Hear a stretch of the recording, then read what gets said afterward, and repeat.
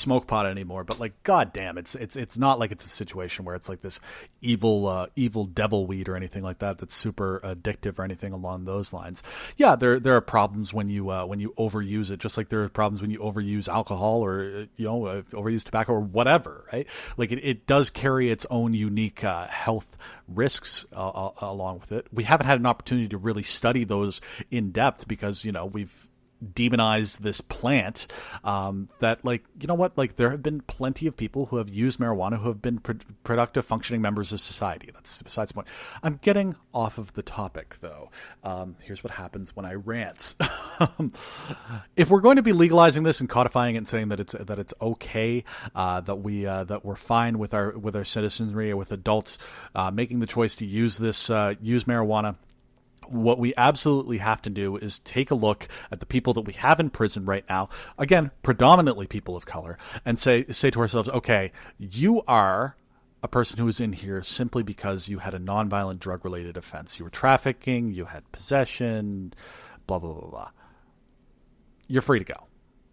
Okay? And, like, now I know logistically we can't just, like, set somebody who's been in prison free, without any sort of checks and balances on that sort of thing. We want to make sure that everything's sort of safe with it. But, like, honestly, these people who are ultimately guilty of doing something that we state is now legal, they at the very least if they're done serving their sentences, they should have their records completely expunged.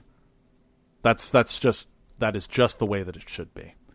And I don't see any real groundswell towards moving towards this. And, like, honestly, you want if Prime Minister Trudeau wants to sew up a lot of goodwill in a time when he does not have a whole great deal of that after that disastrous India trip, after all of this silly identity politics stuff that's sort of been going on, which is like, it's becoming more of a thing, which is shocking to me. It's really strange. This is the shit that seems to be sinking Trudeau right now, is his making a foolish joke about people kind. Like, that's the thing that people are hanging their hat on. I've been over this before.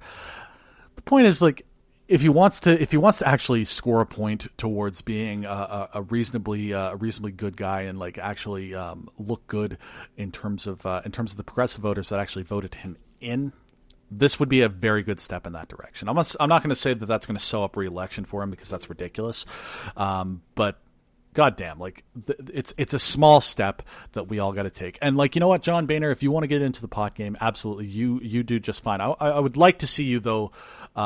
Lobbying the current government, lobbying Jeff Sessions to ensure that for as long as you can make money off of marijuana, that you're ensuring that folks who are doing time for simple possession, for trafficking, for nonviolent related drug crimes, as they stood when you were Speaker of the House, that you lobby to make sure that those that their records are wiped clear, and that those people get to walk free and get to vote and get to engage in the democratic process.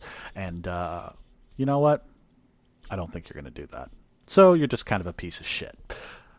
Hey, speaking of power-hungry, entitled pieces of shit, who are all to former, soon-to-be former, in this case, speakers of the House, should talk about Paul Ryan for a second. Has announced his retirement from the House of Representatives. He will not be seeking re-election this coming fall.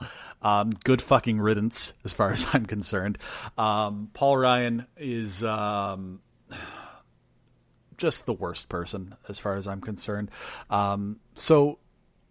Like, here's why I hate Paul Ryan. I'm kind of lifting this from Pod Save America, but whatever. I'm cool with that.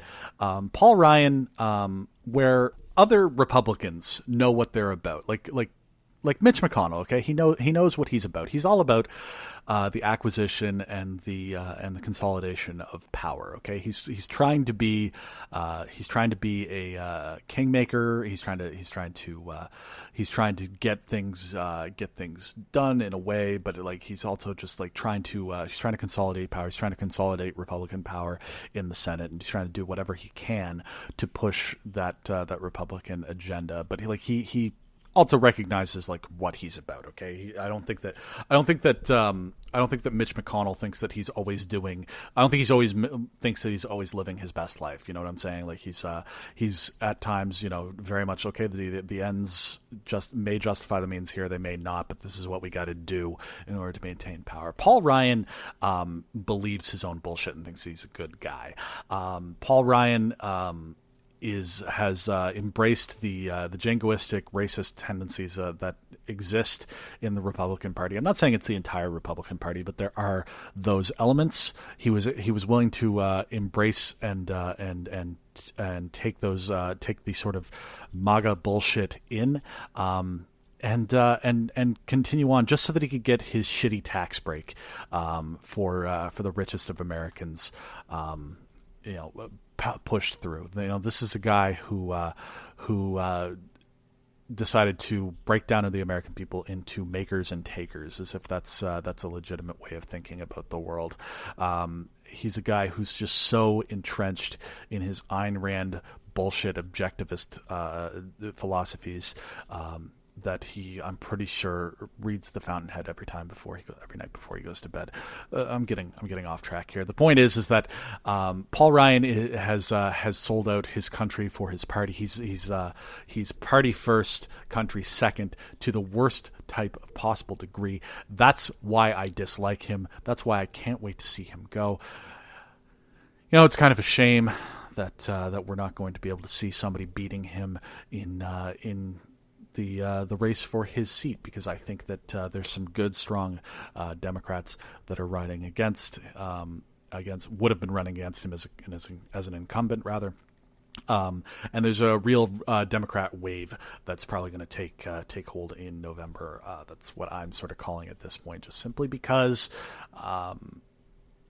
President Trump. Like, it's funny. Like I said, I wasn't going to talk too much about Syria, but like Trump sort of sees attacking Syria probably as being a way to show himself as being incredibly presidential or whatever. But like, I don't think that like with his approval ratings as they are, I just don't see it having the same effect as it would on a President Bush or any other president before him. It doesn't show him as a strong leader. It shows him as a leader who's bombing a place in order to try and win brownie points with his base and hopefully with some independent voters. I just don't see that working for him in this case. So Paul Ryan's out the door, and good riddance for that. All right, last little bit of the show. We're gonna hit that sort of weird. I'm throwing things out there that I didn't want to talk about in full, but I did want to mention section. So after this, we're going to do that and then the outro, because we've made it. We did it.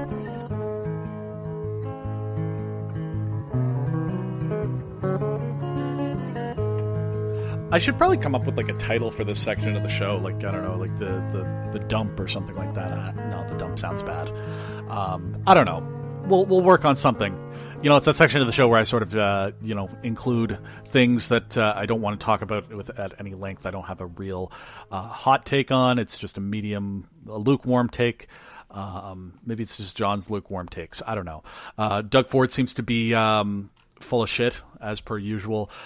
He's claimed that he'll cut costs in the Ontario government by firing an employee of Hydro One, which the Wynne Liberals actually privatized. So he has no right to fire that individual. He was looking to fire the CEO of Hydro One, Mayo Schmidt, who he falsely claimed or thought was a government employee. Honestly, like it's weird to me that Doug Ford was chosen as the leader of the Progressive Conservative Party in Ontario after the whole Patrick Brown scandal thing. Honestly, they really should have They should have picked somebody who knows how to keep their mouth shut, because realistically, all that the leader of the Progressive Conservative Party has to do in order to win that election is just shut up and every once in a while and just be like, just come out and say, hey, doesn't everyone hate Kathleen Wynne? Man, haven't the Liberals been in charge for too long? That's all that it takes to win that election if you're a progressive conservative. Because, like, I mean, the NDP probably they might pick up some ground, but they're not going to win.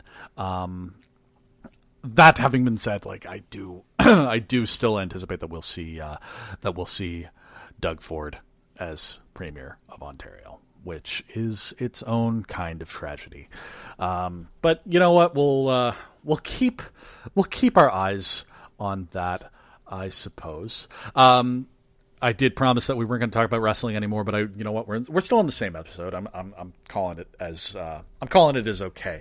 If you're not a professional wrestling fan, but you want to understand what professional wrestling is all about, sort of at its best in terms of the way that stories are told emotionally through the medium of professional wrestling, take a look at NXT Takeover New Orleans, the main event. It was an unsanctioned match between Johnny Gargano and Tommaso Ciampa.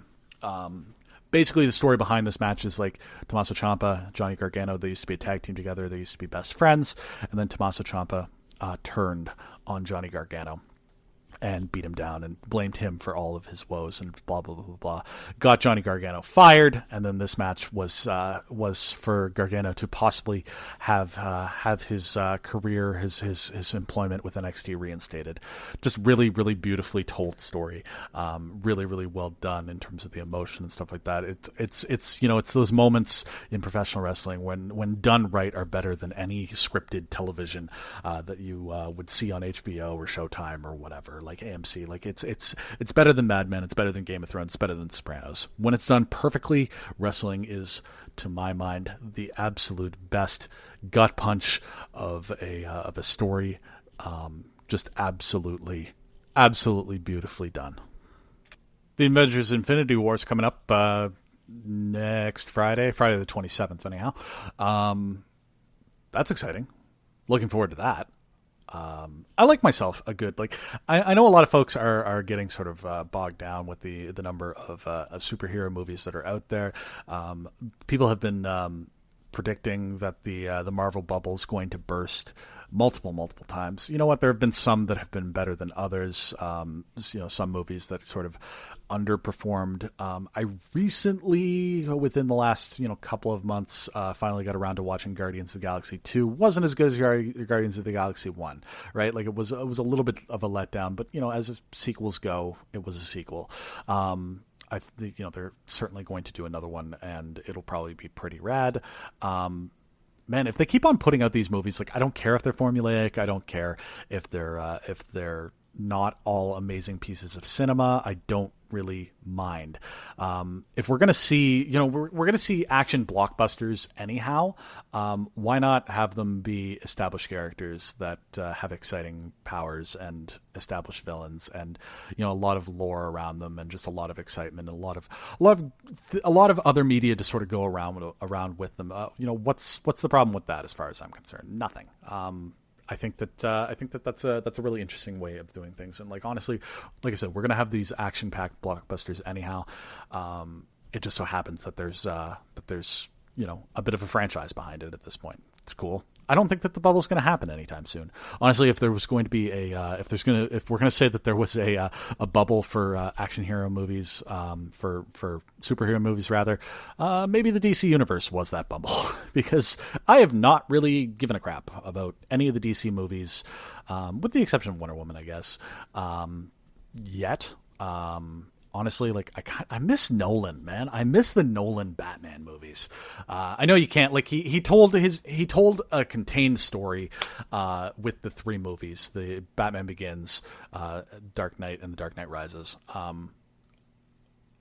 I know I get not wanting to screw with that.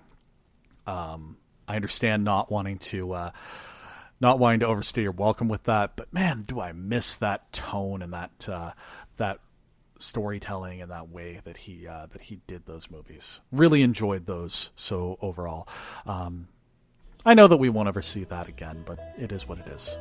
I think that's probably it for the dump. I think we're going with the dump because there's nothing else better, I guess. I don't know. Outro? This show is produced by me with music from One Place Here. You can check them out at loyaltyfreakmusic.com. Also with art by Skylar Greencorn, who you can check out at artstation.com/sgreencorn. You can follow the show on facebook.com/The John Dulong Show. Email into the show at johndulongshow@gmail.com.